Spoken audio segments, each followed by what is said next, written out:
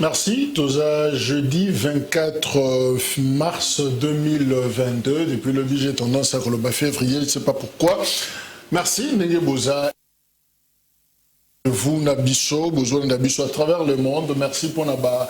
Des connus sur la diaspora, tout le temps, qu'on commenter même l'émission, qu'on paie sa lecture, bango point de vue bango par rapport à la discussion, tout ça, la merci. Grand forum, Yamokona Lelo, numéro 4 pour la semaine Oyo et Bandi, et Boza et Belé, Kinshasa Braza, Mokili Mobimba, pour la Kolanda Bisso, d'abord News, Sengeli Koye Baker, vice-premier ministre, il y a intérieur, Daniel Asselo, Bazo Zelaye na Sénat le 29 mars bengi justement sur demande il y a Ogi Lunga sénateur alors balobi VPM il y a intérieur à Koya justement les bosso sénateur pour na kolobali kambetali ingérence entre guillemets ingérence na fonctionnement il y a province bazo reproché d'ailleurs l'indenge interview ou te ko sala dernièrement awa zolo bapna na kanda makambo zo koleka na province soit disons que député provincial de Bazako Bebissa, province Tabango, ça y est, chapeau wana. Alors VPM a s'appelé la quitter, tal pene longinenga zoloba, tu sens la colère, na katinaye, voir que tu zolingue kauka, tant Bazako commenter. Alors sénateur Balobia ya, batuna mituna par rapport na ingérence, ingérence na likambo etali fonctionnement yaba province. Félix Tshisekedi après Dubaï, aza déjà na Jordanie depuis lobby souverain jordanien à Bengisaki bango parce que bakonzi baza moi et belé notamment Paul Kagame ya Rwanda yepe à kozala kuna alors et kozala d'ailleurs occasion Félix Tshisekedi yemoko a nosaki yango dernièrement à lobby bakokutana na président rwandais na Jordanie alors rendez-vous ango ezande oyo esika bakei kuna nazi alors bakokutana bakosolola notamment parce que question ébélée, question économique mais plus sécuritaire avec le terrorisme international et plus dans la région des Grands Lacs alors bakoya kolobelengo entre les deux chefs d'État balobi Félix Tshisekedi aza accompagné notamment la proche collaborateur naïe Lokola Parsec Naye, topé conseiller privé Naye, pardon, Fortuna, Biselele, Azakuna, Pe Moutou Atali Makamba, investisseur, Jean-Claude Kabongo, Yepazako accompagné, Félix Tshisekedi, na voyage Wana. Enseignement supérieur et universitaire, toi nous sagibinawa, croyant que mon PPO n'est sili, ma camunio se sili, non, et sili n'a moté, professeur, relancer grève na bango, cette fois-là sèche. Une grève sèche et bandit dans l'université, nous sommes dans l'institut supérieur, c'est-à-dire classe athées dans l'université, dans l'institut supérieur, sur toute l'étendue, il y a pays, et ça, Rapico, et association, toute structure, et sanguissi, professeur, nous sommes à Congo, Kobandalelo, jeudi, lobby va démarrer pour une grève sèche. Alors, pour Nanini, seulement parce que bengi ango mauvaise foi du bon gouvernemental, c'est-à-dire gouvernement Zamouter-Mabé à la Kaki Bango qui a convoqué une commission paritaire pour Basolola, mise en application à Koro Bayokanaki. Bazeli, l'équissina mikolo, mais jusque-là, commission paritaire et le matin, le professeur, Siliki Makasi, lobby, Kozong et la sous Makambakela cité, jusqu'à ce que commission Anakofanda paie à Kosilis. Alors, nous apprenons que directeur de cabinet et ministre de l'enseignement supérieur universitaire, professeur Chrysostome Moudogo, y a annoncé que bon syndicat, le Rwanda Topé, rencontre Rwanda commission paritaire Rwanda et Zo Salema et Kobanda vendredi. C'est-à-dire lobby barokuta na bibois et zanansele place bakende ko solo là travaux et zakobanda yango information au directeur de cabinet dans un communiqué il y a ministre Yesu Moïno Nzangi pesi que les travaux il y a commission paritaire et zakobanda entre syndicats ban syndical gouvernemental ban gouvernemental pardon bako fanda na bibois pour na ko solo là. Procès Floribert Chebeya, finalement, épée samité, renvoyé à reporter pour vendredi 25 mars de Bakokata pour la deuxième fois, c'est-à-dire en appel dossier, il y a Floribert Chebeya.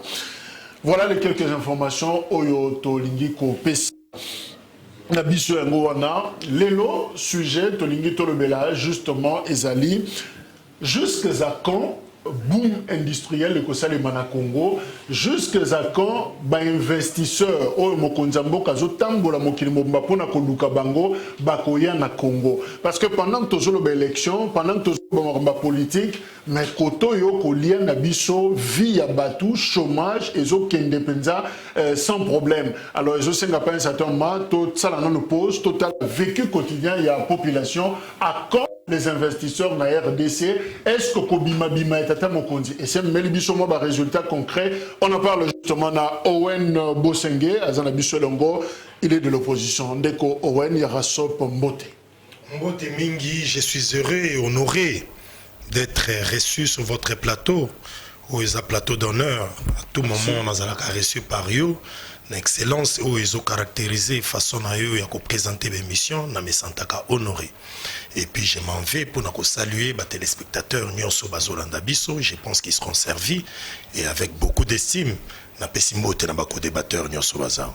Jérémy Ndjoku, Azali, président, il y a des jeunes, il y a ATD, au Azali Alliance, il y a démocrates travaillistes, je crois, Alliance des travaillistes, au Ekambemi, tu peux initier na José Makila sous mandat, tu es billet sénateur de la République, Ndeko Jérémy Ndjoku Mbote. Mbote mingi Ndeko Jacques, Mbote mingi na bato baza kolanda biso bisika nyonso bazali, Mbote pe na bako débatteur na ngai. Surtout Alliance des travaillistes congolais pour le développement, ATD en sigle, un parti où ils ont continué toujours dans le Salam Malamu, où ils ont confirmé forte mobilisation au niveau de Gemina, dans la ville de Gemina, où ils ont démontré que c'est le parti où ils ont la force de mobilisation que les Cameroun à Gemina. Ils ont ATD, dans le 11e anniversaire, autour qu'on célébré. Vous savez déjà 11 ans. 11 ans déjà, où déjà Guémineza qui tombait et une forte mobilisation. Sous ordre seulement, il y a le président interfédéral et le président fédéral de la ville de Guémina. Et puis, il y a Kinshasa, tout ce qui est chaleureux, où le secrétaire général Nabiso Alpha Benza, communément appelé, où le Beliabana ya Kungu, où il y a organisé qui pour Nakuyamba. Mon amboka José Makila Soumanda, où il y a qui soit médicaux pendant longtemps. Et assis à Zongeli Bisso, et le secrétaire général a organisé qui symposium Mogoya Mounene, où ils ont réservé pour les cadres, Bayamba qui Monamboka José Makila Soumanda, et puis tous qui encore édifié la sagesse à Monamboka, à édifier les cadres, à édifier les militants, et puis à Pessibiso orientation. Dans un bref temps, Oyo Boroyo Kamakambo ATD à Koussala Nakatia, République démocratique du Congo. Bon retour à José Makila Soumanda, et prompt rétablissement, parce qu'il y a sa zone de Libiso, Awa. Alors, Tozapena, un déco René Bonganga, il y a Zali, président Babembiste, il y a Zanakati, cadre, il y a Mouvement de libération du Congo, Jean-Pierre Bemba, déco René Mbote. Mbote ndeko Mpasango, Mbote pena balinga to kabona makanisi, Mbote na bato ba mesali kotala émission na biso na kati ya Congo tout comme libanda ya Congo.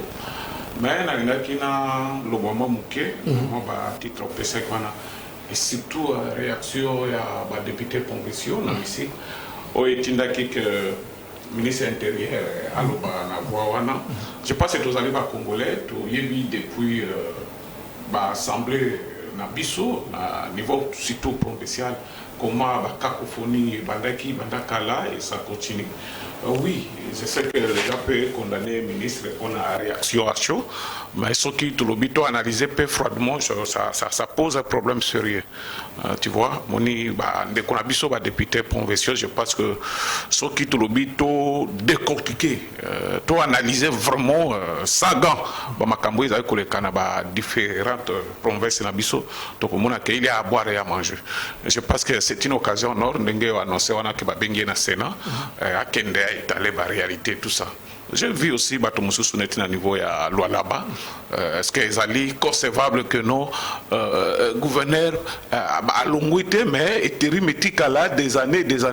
Et ce qui m'a qui a appliqué droit et comme il y a problème, tout ça c'est quelque part, toujours l'ingalikambo et son contraire. Ce qui est état de droit, ils état de droit. Juste un exemple, mais je sais qu'il y a une émission, vous allez quoi, tout le monde a kabula makani sur ça. Réponse Daniel Asselo, à côté c'est pas un sénateur par rapport au dossier, il y a bas province. Est-ce que la République démocratique du Congo est une terre d'investissement? On a qui na mardi Expo Dubaï 2020.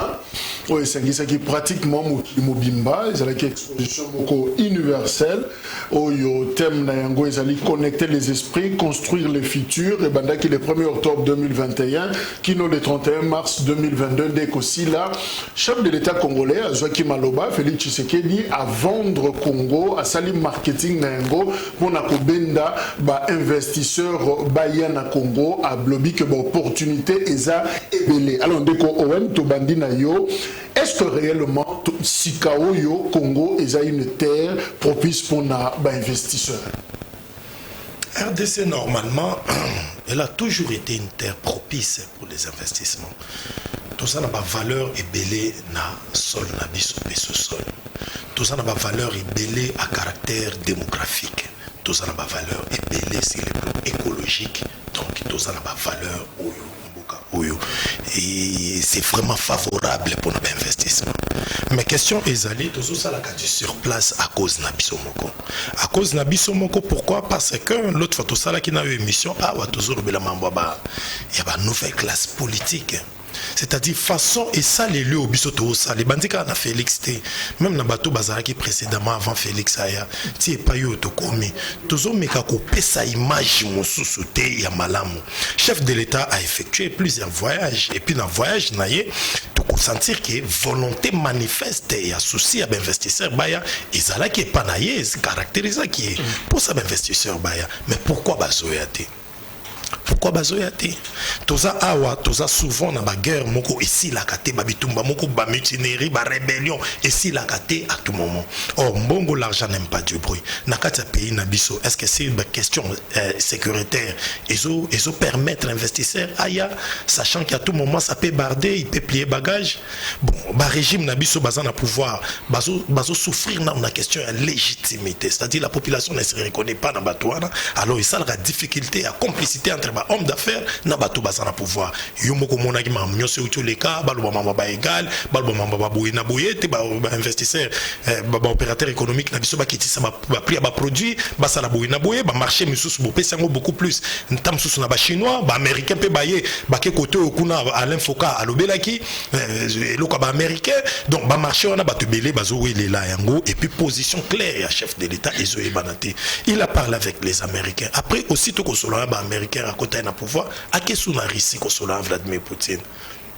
Oh, na niveau il y a des relations internationales, batu ya communauté internationale bango ba considérer batu o ya côté il y a est orient to ba Russie na banane misus comme des diables so coopérer na bango c'est ce qui a causé d'ailleurs ba sérieux problème na Lumumba, c'est-à-dire to ba ko définir politique na biso soit toi na batu orient soit toi na batu occident soit toi na banane mélange ça les matins mélange wana ezo sala ke ba misus bazo zo moi ba ko moi sceptique bazo comme un peu réservé na entamé ba négociation. Les Américains en année 2019 baloba qui va décréter en année RDC. Mais année RDC 2019, aussitôt Félix Okota en pouvoir rassurer un sénateur américain, baba qui année RDC. Et l'eau connaît Bassaï en 2019. Félix il s'est fait ami là-bas américain. Américain a comment il a candidat contre Joseph Kabila. Félix a mis sali ami na bango. Aïba par comment on peut évoluer. Mais depuis qu'il s'est fait ami avec les Américains, société n'est pas un partenariat privilégié. Alors, Jérémy Njoko, président de la jeune, il est parti au Ezakoporné travail et développement. Est-ce qu'il vous est arrivé, Bomitou, la question à José Makila Soumanda, 11 ans après, parti na Bisso, Misala Ngwezawapi, développement Ngwezawapi, jeune, Tosan Nabango, Nini, Ezakaka, Kombo, Obomi Pessi, mais justement, investissement, ils ont posé problème, place à Okeneluka Moussala, ils ont monalate, qui n'a bonne, je commande à l'église, la place, il y a une industrie qui avant. Est-ce que vous est arrivé à cause poser question, qu'est-ce qui se passe pour l'investissement dans le Congo?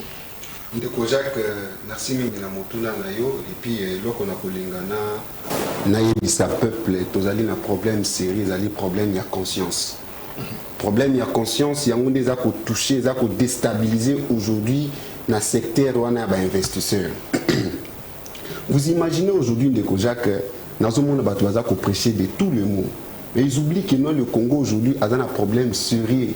Il y a des hommes crédibles dans le domaine, dans le secteur. Tous on a même dans le côté des Congolais.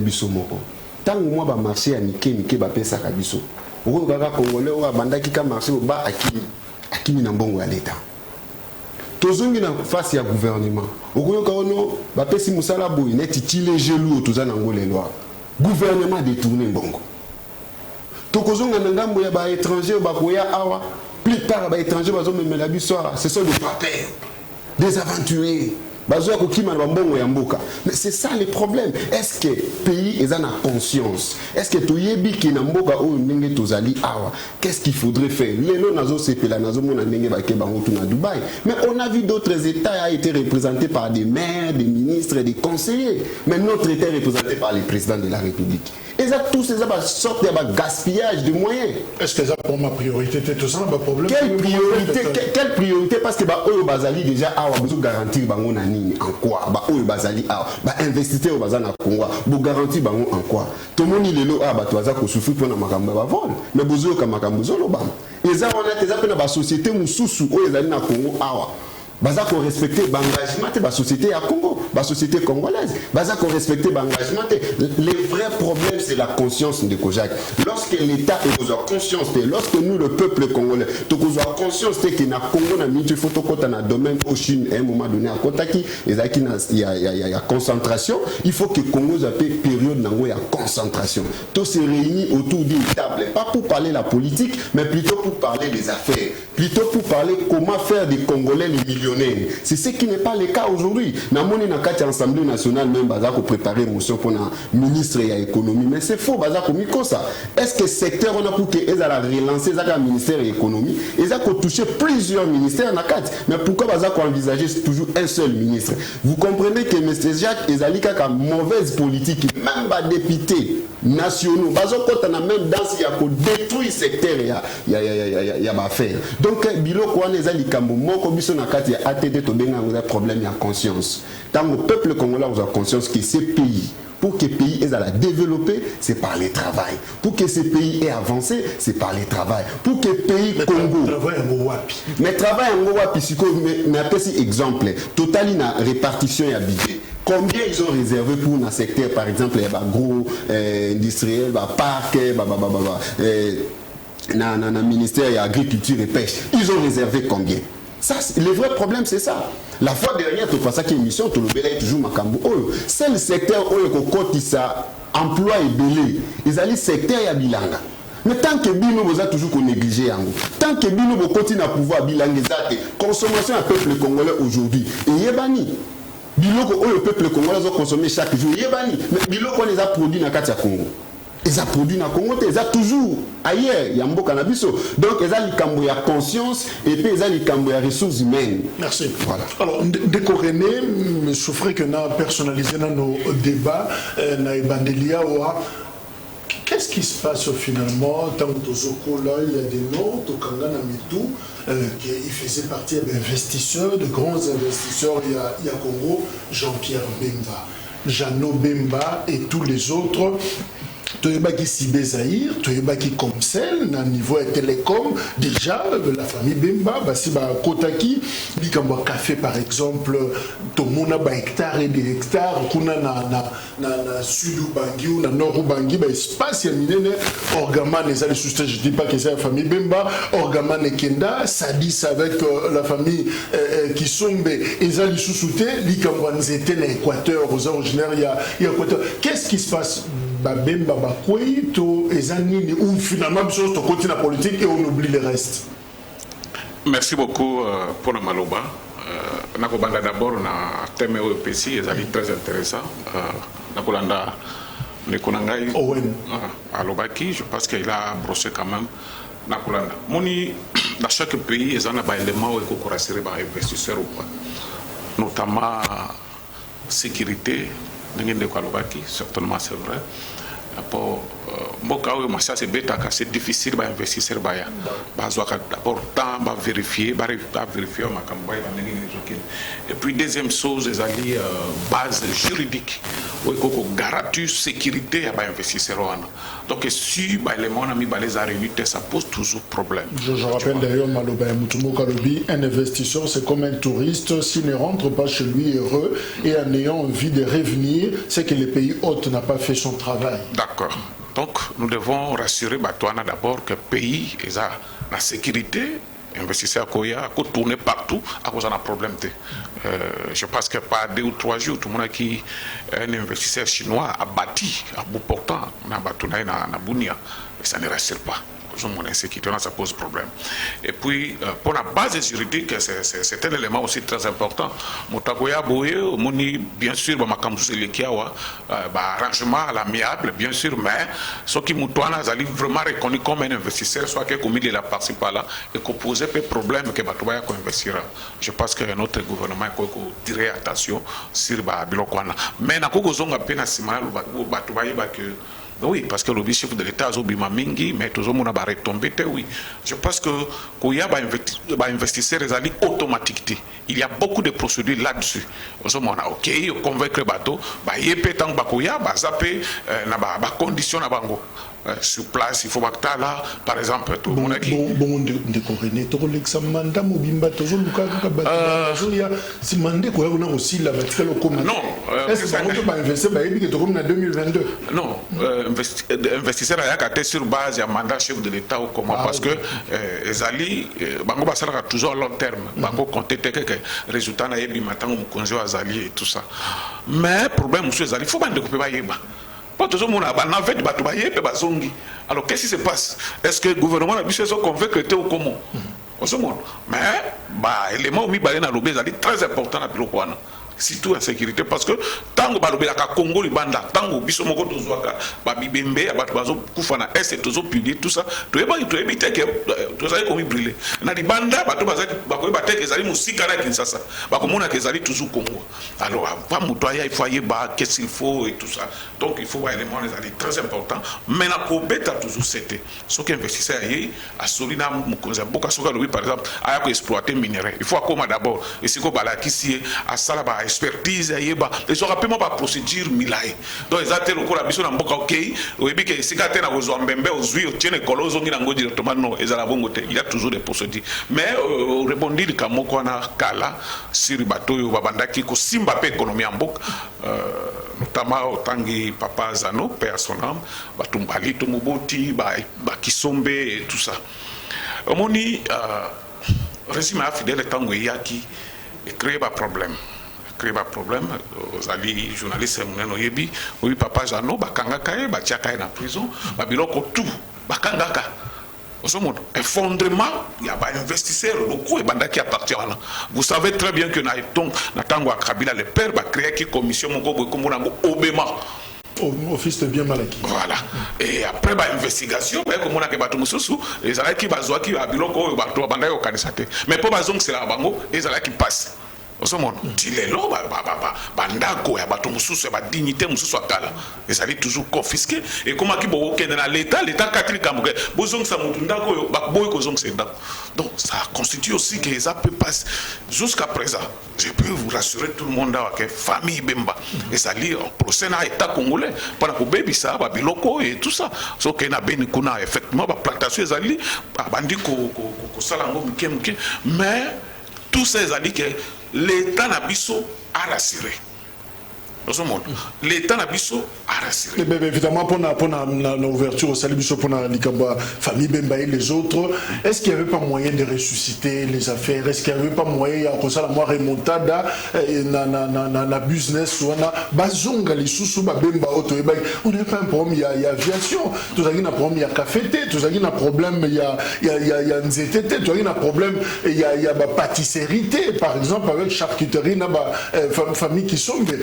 Tikamba va vivre frère Orgaman les agis toujours wana. Mais qu'est-ce qui s'est passé? C'est vrai, Topia qui paie, ça c'est vrai, Trouanga na moté 91 93, mais on n'a pas su résurrection de Kalosa le maté.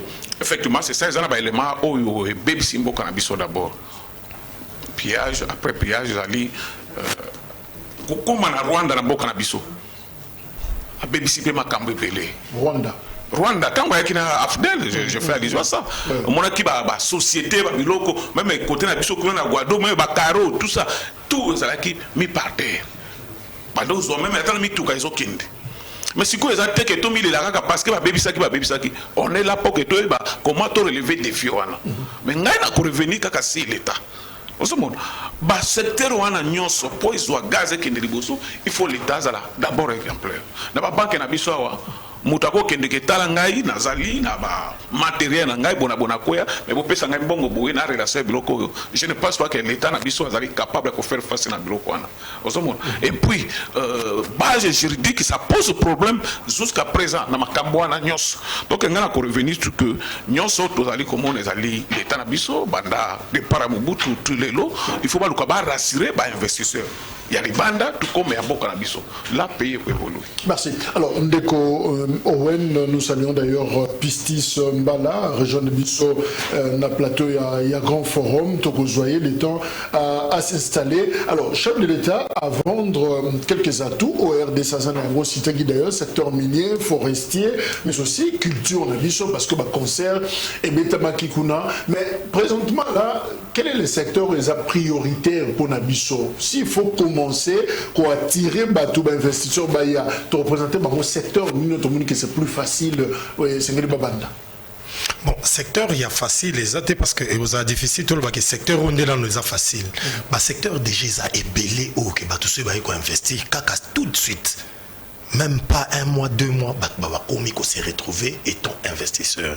Tout il y a un secteur culturel, tout il y a un secteur agroéconomique, tout il y a un secteur pétrolier, tout il y a donc tout ça dans un secteur presque ignoso. Mais le problème nabiso ezali na ba négociation nabiso à tout moment chef de l'État a ça la négociation naïe mais ça la négocier avec qui na équipe à négociation naïe. Est-ce qu'il y a un bon négociateur? Ils savent comment persuader et dissuader parce que c'est ça la cour à négociation n'est que tangeli. Mutazana pour ça qu'on somba produit mon PCL lengi à qu'on somba produit.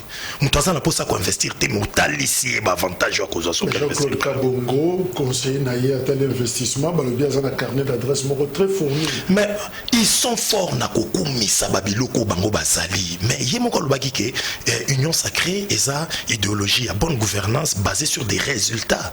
Mais ba résultats nango des places de juger. Ils sont forts na copier ça ba titre. En tout cas, M. Jacques, excusez-moi, ils ont les plans de négociation, ils ont le gouvernement, ils ont le secteur, ils ont la biso, les journalistes. Ils ont constamment qu'on a comme la valeur, ils ont suspensé théo, en tout cas, on a remonté le secteur, nous avons la latine qu'à investir. La latine invest, ils ont voyagé par son jeep, mais la valeur. Au senti que nous avons épaté dans le secteur, dans la gestion de Makamamboka, ils ont monté. Parce que mon anaté, nous sommes au talaka qui titre au président nommé Baché, il y a un de salariés, mais au tali peut nous juger ma capacité, qui pertinence, la façon de faire, réflexion à mon tout. Et ça t'est, des questions à Bissou Ezali. On doit chercher, Bissou Toutagoloba, pour des nouvelles classes politiques. Excusez-moi, il y a ATD que j'aime bien, respect belé na vie na Bissou José Makila, à l'obit aux investir na Bilangate, mais José Makila travaille na Kabila. Bah, il doit en agnon sous Baka Kopé Sango, bah, ça l'a quitté. A travaillé na penza mingi José Makila Soumanda vice-premier ministre ba ido na tout ba pesa quitté. C'est pourquoi biso to banda koloba na kata nouvelle classe politique ezaka ate ko uta na ba parti mususu ko kipe ko ute pa na bango na ATD même hier c'est-à-dire pour tout ça la makambu ya malamu tout développer mboka to na besoin makanisi sika bato ya sika lolenge ya kosala ya sika et puis tous ala na souci on a lobaki l'autre fois bateau ya subtilité na biso eza sérieux dans tout ce que nous faisons.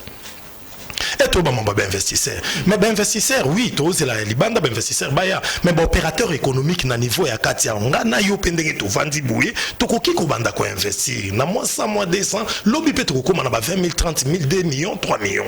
biso moko na to prendre conscience, même les acteurs politiques. Toi quand ba acteurs politiques ebele ou bana ba mito ba ngombe belé na ba est kuna ba bati le ko boso na ba bitakwera. Et ça peut bien, ba secteur en haut mais gouvernement, autour na question de natangwa Mobutu ezalaki. Moi j'avais appris que Mobutu banda ko aider ba opérateurs économiques. On donnait aussi des moyens na ba opérateurs économiques. Ko subventionner bango, ko tia mo maboko, tout ça la boye. Mais pas la biso ba osala ngote. Mutokoti na pouvoir aussi tozana na posa yo ko manambongo ebele. Osana posa yo faut ko maboye na boye. Batu nyonso bazo régner na régime à Félix Tozoyoka. To vérifier. Même de René tu as côtoyé aussi, hein, toujours quand même Kamoko et la famille Bemba, Oyoyebi, Malamu. C'est vrai que Jeannot Bemba était le patron des patrons, à Gérard qui travailleur, entrepreneur zaïrois à l'époque. Est-ce que Bazali est subventionné par le maréchal? À notre moment, beaucoup. Non, mais la condition est paisible pour que va évoluer. Ça, je vous dis clairement. La Deuxième République Nazaï. Oui, oui. Donc, il que l'État est bouillé, taxe, bon, non. Bazalaki na moi avantage mokobo. Je vous dis bon, on y net librement. Rapidement, na zone c'est maloba parce que c'est donc à part Kinshasa, Bazalaki même na Mbandaka et que fait na Mbandaka pourquoi? Makamba ba taxe tout ça, koluka comment ko coincer. Je vous informe que ceux qui ba boma bralima na Mbandaka et Bazalaki pour pas diminuer l'influence à Jean Pierre Bemba. Pour voyez que papa na Bazalaki actionnaire wana tant qu'ils ont fonctionné et que ça la bien été. Aux monde, ba yé ba kadi. Donc Mbandaka comme la coca na Mbandaka ça relève quand même de luxe hein. Voilà. Or ba éviter que ba punir Bemba te ba punir ba congolais. C'était 500 personnes qui travaillent dans Bralima. Est-ce que les lois ça Bralima et c'est ça l'État comme responsable. Ils étaient subventionnés par les maréchals. Jeannot Bemba, Dokolo, tous ces gens-là. Biso tout toi bato Syria Mobutu. Toi bato dernier plus toi bato kala. Donc c'est-à-dire tous ces gens étaient subventionnés par l'État.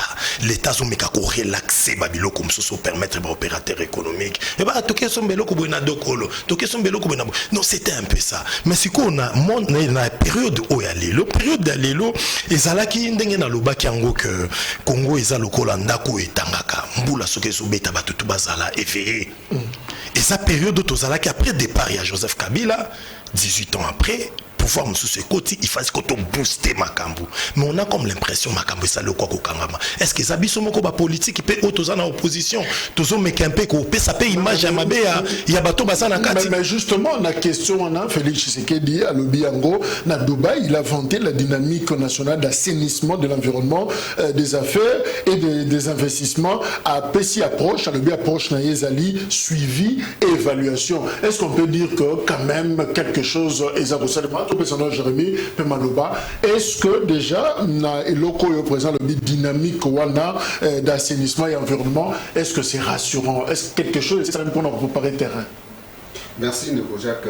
Nalimina répondre rapidement après la réponse.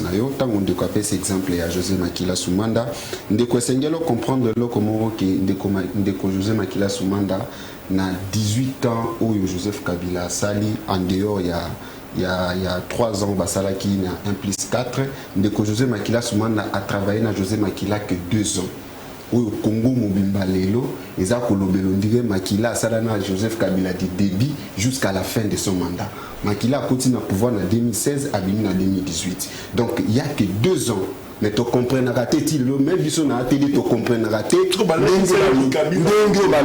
Makila tu comprends il n'était pas gouverneur tu comprends non excusez gouverneur de la carte de l'opposition avec gouverneur d'opposition c'est qui n'a Kabila il y a il faut édifier parce qu'il faut comprendre à côté il y a aussi le principe dans la carte de gouvernement même un principe dans le niveau à droit administratif les attributions et compétences. Makila Zaki dans le secteur, pour qu'il y ait comme dans le secteur à Bilanga.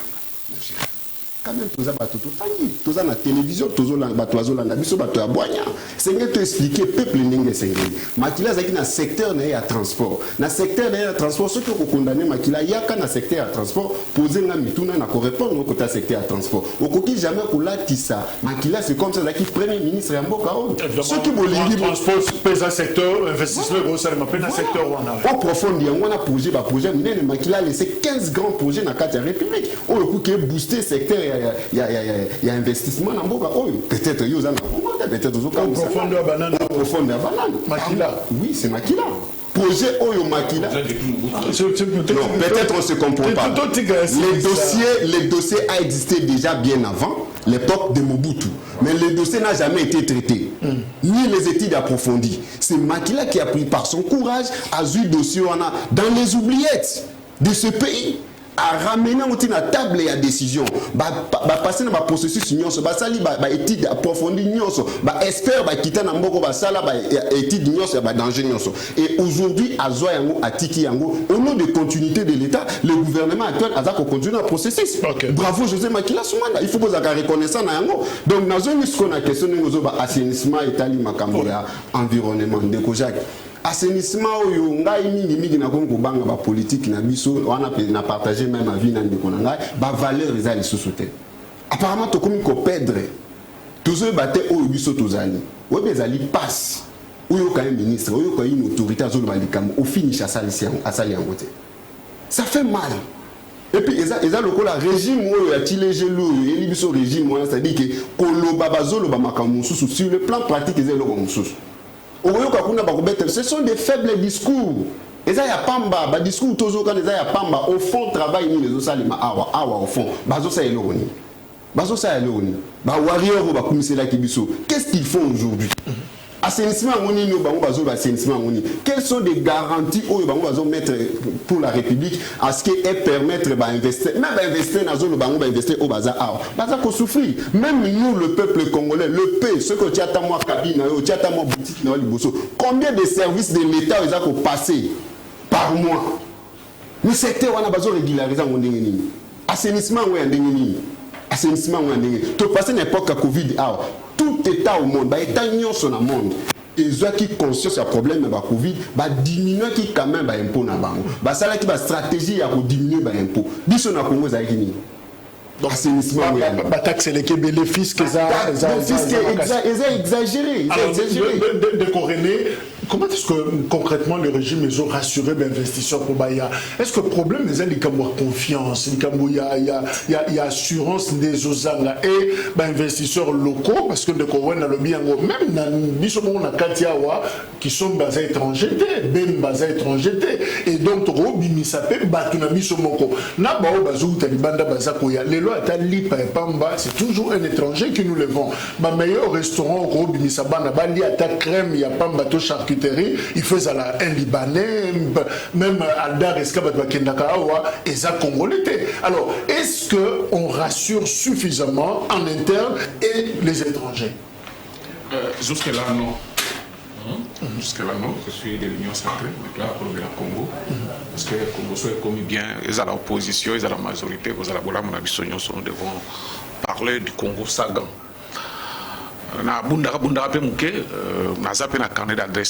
Je peux faire des révélations troublantes ici. D'abord, l'entourage du chef de l'État pose problème à ce qui concerne la visiter au Bazoua pour investir. Je me réserve. Le problème, c'est-à-dire, combien de sanctions monté clairement, ils ont posé pour entourage de chef de l'État. Non, tant que Batoubaye, ils ont le système où ils ça continue jusque-là. Tant que l'investisseur a posé un problème pour la boue. Tant que vous avez non, bon, avant, bien, on a expliqué chef de l'État, personne n'a longtemps. La commission, ça pose un problème sur lui. Là, je te dis. Pas la période de Mobutu. Je dis. C'est quelle idée? Non, la période de Oyo. J'ai des éléments. Quand il été Batoubaye. C'est un investisseur pourcentage. Je te dis. Mais comment les alliés dans la région, il faut que vrai. Les alliés. Oh, lobby, tout décrire qui va Makamboana et tout ça, bonabo. Moi, Batou Félix, c'est un baïtation. Azo qui ne peut pas bunda, Koluka Batoubaya. Mais est-ce qu'ils ont ça la suivi tant que Baton a baillé? Bato a confié Bango Nengue de Kuranga, le Baki Bazo négocier. Bazo d'assurer. Pourtant, vous avez un investisseur, vous avez un bureau normal. Comment? Parce que je n'ai pas le carburant et tout ça. Comment on a? Là également, il faut vérifier. Est-ce que Kokuta, un président de la République, ils ont monnaie n'a posé quelques questions. Est-ce que ils ont monnaie tout ce qui ont commis audience normale au peut comme on a président? Ben je n'ai rien dit, c'est juste une question pour vérifier ce qui ils ont tout ça. Je vous dis, tous les investisseurs nous sommes yawa, ba BBC ba bon na ba hôtel, ba zali bateau ba zali sérieux. Mais pour akutana mokonzi mboka, il fallait pas bimisa mbongo mo ba pesa bato. Pour batikela ba monzela. Donc ennemi à congolais ali congolais moko. Je pense que ceux bato bazali pembena mokonzi. Chaque mot ami tuna keno ngai avana kufa ni na sali pour na Congo. Mais ils ont mis tuna keno lelo na joué combien na poche nanga. Na un mois on a coté na compte nanga combien. On a tout avancé. Donc nous devons condamner ça avec force. Merci. Pistis Mbala, est-ce qu'il est possible de rêver que tu reconstruire Congo Moko, il y a futur, Congo Moko, il y a bien, ça dit reconstruire futur Nabiso? Est-ce qu'on peut croire en un régime, on a un régime que les lots de la génération Nabiso, Congo, Congo Moko positif, il y a bien? Bon, il faut Jacques Boté, parce qu'il y a eu un peu de retard. Na sengi ba to bazo na soba limbisa parce que nzela ki pour boucher na autre matabiki bala donc c'est compliqué moké. Mais avant de répondre à la question, on permet de faire la toilettage parce que qui a toujours irresponsable ceux qui m'ont besoin de ça. Parce qu'il faut rappeler qu'il y a des Coréens, à un cas qui est non sacré, dans la coalition gouvernement. Donc ceux qui sont responsables. Moi, on répond à une décoration qui là, de la même manière, on répond à MLC. Tout ça dans le Conseil des ministres. Aux ministres du transport, aux ministres de l'élevage, les décisions sont dans le Conseil des ministres. Rien n'empêche le ministre de l'élevage à proposer proposition dans le secteur Moussous. Rien n'empêche. Ces questions, il y a complémentarité gouvernementale. Et ça, mais tant que c'est limité, bon, le baquet biso te échoué. Bon, pour ça, quand il faut nous soucier, je pense qu'il y a un exemple à présent à Bango, sur les simbiliers, je pense qu'il y a des Goréens, un comportement, peuple congolais, une responsabilité à des Goréens, face à des décisions, et face à coalition gouvernementale. Donc, Alia, responsabilité dans le sens oui, mais Alia, Alata, Atonga, mais sur les simbilités bisoté, c'est ça comportement décrit dans la Moïse. N'a y a Bemba, n'a pas y a Baki. Parce qu'ils étaient avec Kabila pendant 18 ans, près de 19 ans. Mais le chargement est à Kabila. Ils ont oublié que Moïse Katouma a près de 7 ans gouverneur. Le meilleur gouverneur, le gouverneur le plus riche, il y a mais quand on a cité le Kabila, non. Et ça, comportement, il faut bannir. Comportement, il faut vous mettre au bois à ma casse. 18 ans, près de 19 ans, Kabila, le chef, Moïse Katouma a Kati, Bemba, dans la coalition 1+4, Baki, le plus grand ministre, dans la Kati, donc, toute cette classe politique va échouer dans Kabila. Fort grave, malheureusement, tout le monde se dit, Aboumik Alliance a quitté les mêmes destructeurs économiques. Il y a un Baki, il y a un Loban Kala. Je pense qu'il y a une mission dans le temps comme dans le Jacques, sur encore le bon moment là-bas, de côté a échoué. Pourquoi échouer? Parce qu'il y a même joueur qui a échoué même de Kabila. Parce que de Kabila, il n'y a même pas 15 personnes. Quand il y a des Sénégal, il n'y a même pas 3 personnes. Quand majeur, il y a parce que le comportement des Goréens, c'est ce qu'on appelle la batterie. Le comportement, on déconne là dans le bar. Na makila, non, le seul de l'autre département qu'il a y a même une bonne contact. Le seul autre na sur la makila il y a une bonne contact. Parce que 0 sur 0. Attends comme transport. Mais combien de grands makila a occasionné dans le transport? Parce que tout le secteur là. On attrape. On se freine. Tout debout. Aucun outil. Pour nous normal, avant de réfléchir bon. Et ça bon outil. Parce que je vois pas un découvert qui là, à 5 ans, on a joué comme la 2 ans, à bon c'est même, parce que le gouverneur à l'opposition. Parce que là, il y a un chef de l'État. Notion c'est pour qu'il faut la bien en zone. Parce que sur le non 2007, 2008, je crois, en Équateur. Non, la vérité. Gouverneur dans l'opposition. Il est représenté à chef d'État dans la province. Bon, je pense que Bazo a massacré trop. Tout le monde s'est défendu avec le partenaire. Il y a pas la notion de base. Réclame si y a tout le temps ça va la nini. Parce que toi, l'éducateur, parce que toi, leader de l'opinion. Tout le monde qui pose quand même la notion, mais qui est échappé au thé. Merci. Gouvernement dans l'opposant. Merci. Pour ça, alors c'est la vision, il y a mon Kozamboka. Est-ce qu'on peut espérer? Non, il faut d'abord que ça ne s'abandonne. Bande Gorené, dans un comportement, il y a beaucoup de choses. Tant que vous avez dit que tu es ici, il y a des choses qui sont après la coalition 1+4. Il faut que vous demandez la Soumanda, parce qu'il y a même un peu de contact. Tu vois ce que nous investissons de Gorené, nous avons un peu calme. Construire le futur. Ndekunangai. Nazokamo awa, toi le régime. Parce que nous avons révélé investisseurs pour la présidence de la République. Maintenant, il y a une question. Tu as un régime présidentiel. C'est mi présidentiel ou non? Parce que la seule organe, plutôt le seul organe qui gère l'État, au côté, c'est le gouvernement. On a un débat devant le Parlement. Est-ce que le 25 pour investisseurs pour la présidence de la République? Quand le régime va défendre. Pas pour Mon Dieu. Le président n'est pas responsable devant le Parlement. Même nous sommes sa président. Ensemble, après 5 ans devant le peuple, ils sont bien.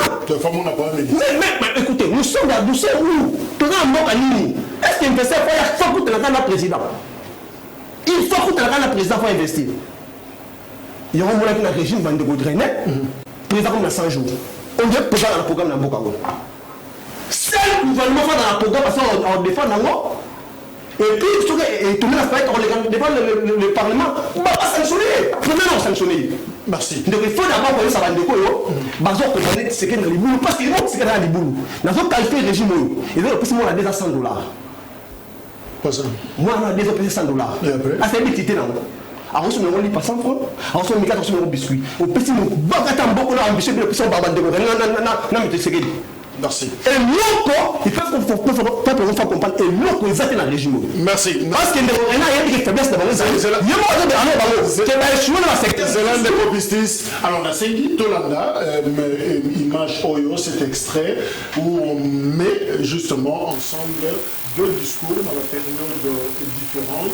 En 2019, Maloba Oyo Mokonzamboka Félix Tshisekedi Aloba qui n'a pas congolais. Et en 2022, presque fin mandat, Makamboyo à lobby. Alors, tout comparé, est-ce qu'il y a lieu d'espérer les sous pour le futur Congo suivant? Vous promet de faire du Congo l'Allemagne de l'Afrique. D'ici la fin de mon mandat, vous allez voir un Congo nouveau, un Congo fort, un Congo puissant et prospère, un Congo qui va parler de l'Afrique à travers le monde entier. Je vous promets de faire du Congo l'Allemagne de l'Afrique.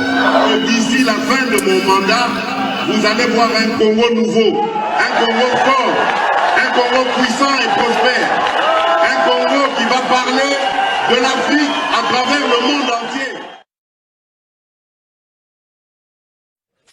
La République démocratique du Congo peine à amorcer une dynamique irréversible de développement durable et endogène, lui permettant d'améliorer significativement les conditions de vie de ses populations. De même, en dépit de la mise en œuvre de plusieurs stratégies et programmes de développement de soutien à la croissance, les progrès demeurent faibles. En effet, plus de 7 Congolais sur 10 continuent à vivre sous le seuil de pauvreté multidimensionnel à ce jour, avec de fortes disparités entre les villes et le monde rural.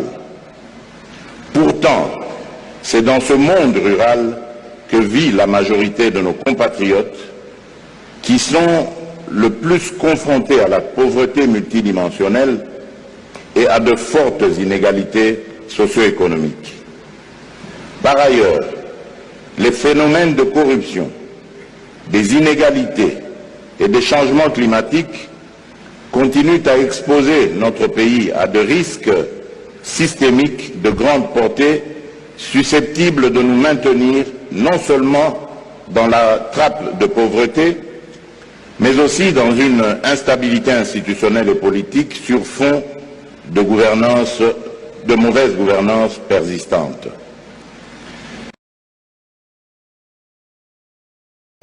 je crois que Oyoki Tangondi, en 2019, alors je vous promets de faire du Congo l'Allemagne de l'Afrique d'ici la fin de mon mandat, c'est-à-dire la période Oyo 2022. Vous allez voir un Congo nouveau, voir un Congo fort, un Congo puissant, prospère, un Congo qui va parler de l'Afrique à travers les mondes.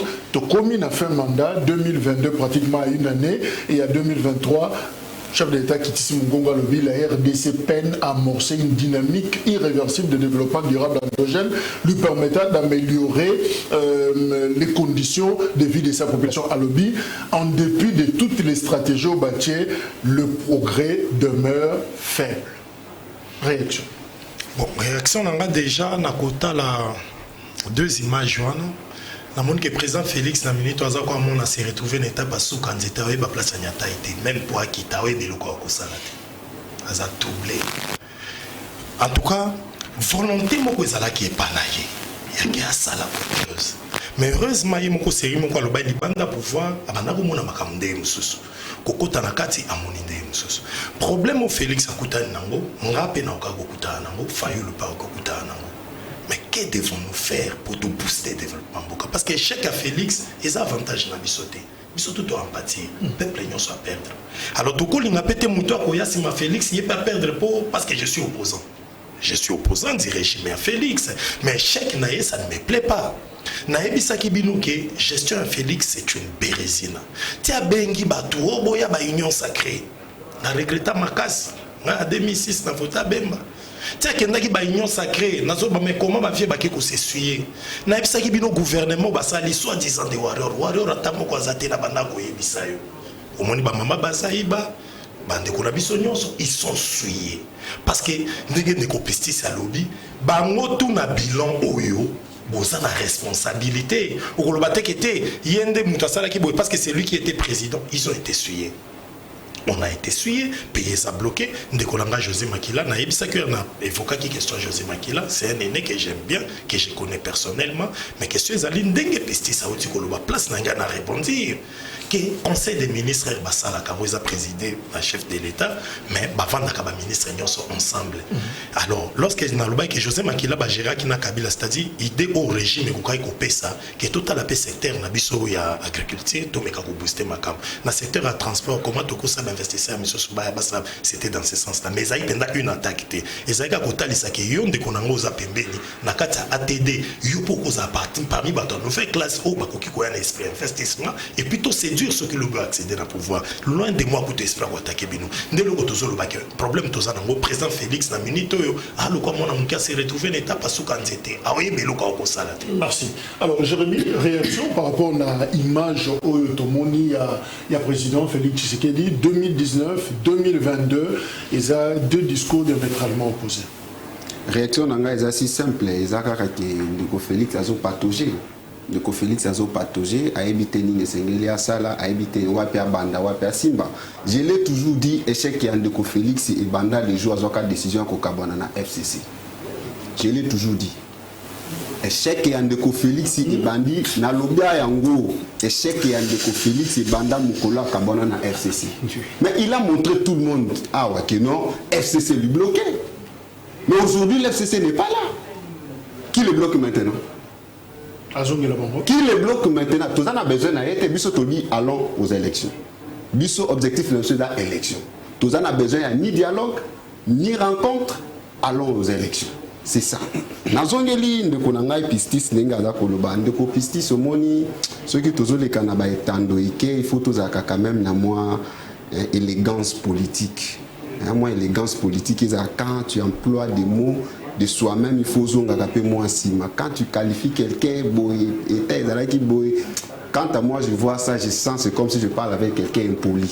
Excusez-moi. Franchement. Je me demande à ce que non, tous à plus élégant. Non, franchement. Parce que, oui, parce que jusqu'à tel point que non, l'État mouké, chez moi, je n'ai pas un autre mot que je peux placer. Alobi yango. Alobi liboumouné. Alobi yango. Moi, j'ai entendu. Écoutez,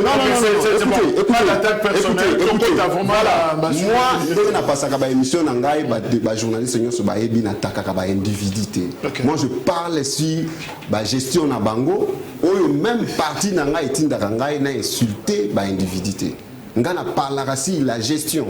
Parce que gestion est qu'on reflète l'image de la République Mobimba et non un seul individu. Donc il faut que vous rectifier la phrase dans le temps il faut que tout peut donc si on ne le fait pas, il y a sens, il y a politesse. Non. Écoutez, je suis en train de parler. Deuxièmement, tant que il y a 2 ministères, tout ça, chers amis. Moi, je suis aux affaires. Tout ça qui est dans le ministère du Transport. Lorsque 2 ministères travaillent en collégialité, on appelle ça des bonnes collaborations. S'il s'agit de bonnes collaborations, il faut exposer à mon ami que ce qui est dans le secteur du transport, n'a pas si idée dans le ministère de l'agriculture, pêche et élevage, n'a pas se présenter que n'a pas ça qui idée. Peut-être qu'il y a dans affaires, je te l'ai dit. Et ça dit bonne collaboration, ça dit que ça se fait en interne. Bangomi balé ba yokani asungin de konaye et ça se limite là. Tout à fait. Hier ce qu'on est ministre et mon secteur à cause présenter au niveau du conseil d'administration et conseil de ministres et non le ministre qui a donné l'idée. Et s'il avait donné les idées, parce qu'ils ont bonne collaboration à côté de talent on a publicité. C'est ce qui se passe entre les collaborations des ministères. Peut-être vous avez l'information en tête, ou y est en côté. Naïe kotozo ba makamboya on a travaillé au Jeffrem de konanga tous à la kana Sony. Makila a koti na ministère en 2016. Dans le secteur il y a transport. Transport avec en faillite, au Yozotanga, on a déjà depuis longtemps en faillite. Au Jeffrem. Non, c'est là. Non, on a ça bilan. Nous sommes sur un autre débat. Nous avons recadré. C'est-à-dire que au Jeffrem, il déjà un problème, une difficulté. Tant que aux personnes image qui est à Makila, on comprend tout simplement que vous avez un problème, il y a information. Quand je parlais de gouverneur de Konanga, on a lobby quota.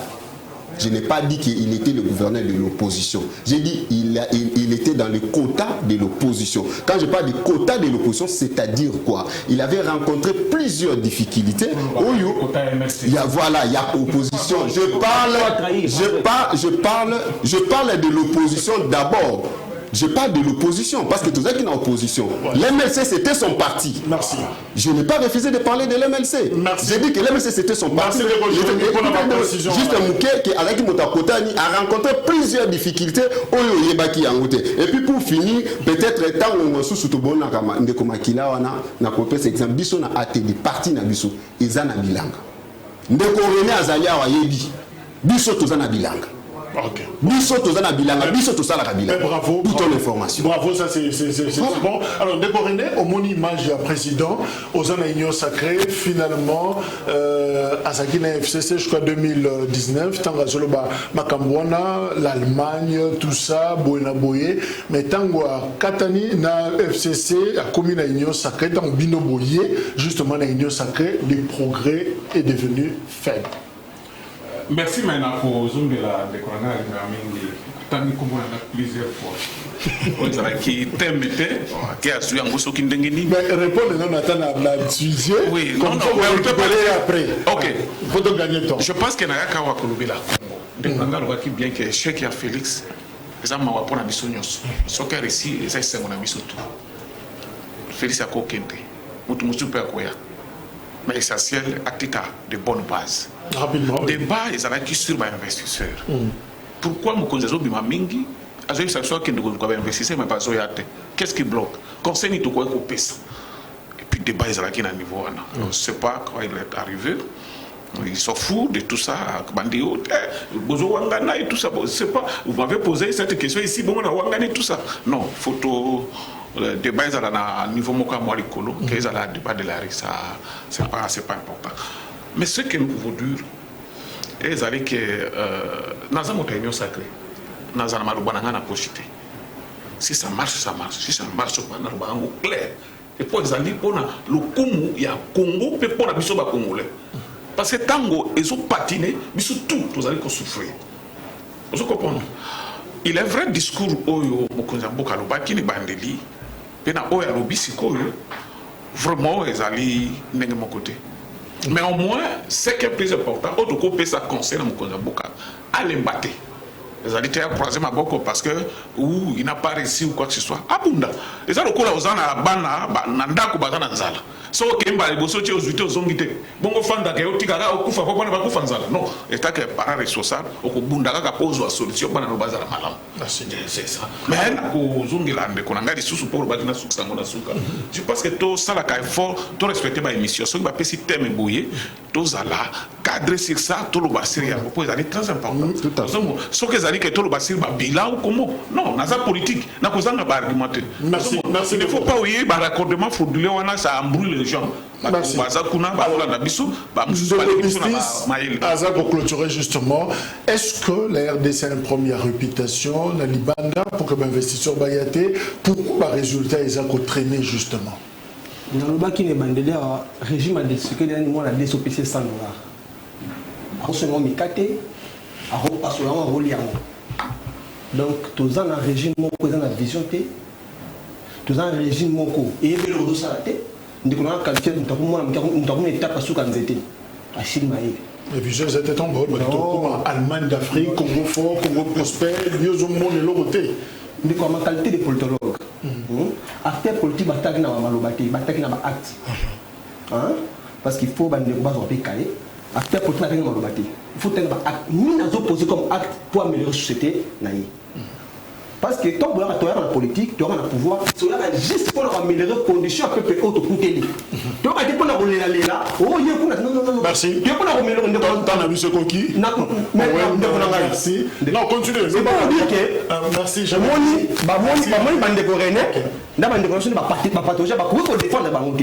mais pour dire que non, va échouer. Parce que ce qui dit, il y a plus de 7%, 70%, en dessous il y a moins de 0%. Donc à échouer. Donc 3% et ça va la présidence. Nous avons tourné le gouvernement. Donc, la population, dans 90% a allié à l'alité à faire l'autre. Merci. Nous avons décollé parce qu'il faut acheter un décollé. Pardon. Minute de si. Non, tu es père, il y a un site, il y a un bon de tout ça. Non. Franchement. Vous la fenêtre, on a tout compris. D'abord, tu ne respectes pas les tu viens avec le chapeau. Tu viens avec le chapeau. Franchement, tu ne respectes pas la population. Merci. On te comprend. Merci. Voilà. Franchement, je regrette ton président. Merci. Ce gars-là aussi n'a jamais beaucoup n'a pas insulté. Vous voyez un média. Vraiment, c'est honte ça. Jérémy, il y a ATD, Owen, Bosengue, Azana, opposition. Merci. Tu fais la honte des jeunes. Vous allez qui est belé. Et voilà, des sujets comme ça, il faut toujours tout le belengo parce que Congo, Eza et Bisso, c'est que tu peux s'en ici pour que tout change. 20h juste rediffusion. Et émission, le bureau, vous avez le dernier numéro à 9h. Merci. Émission disponible sur YouTube. Au revoir.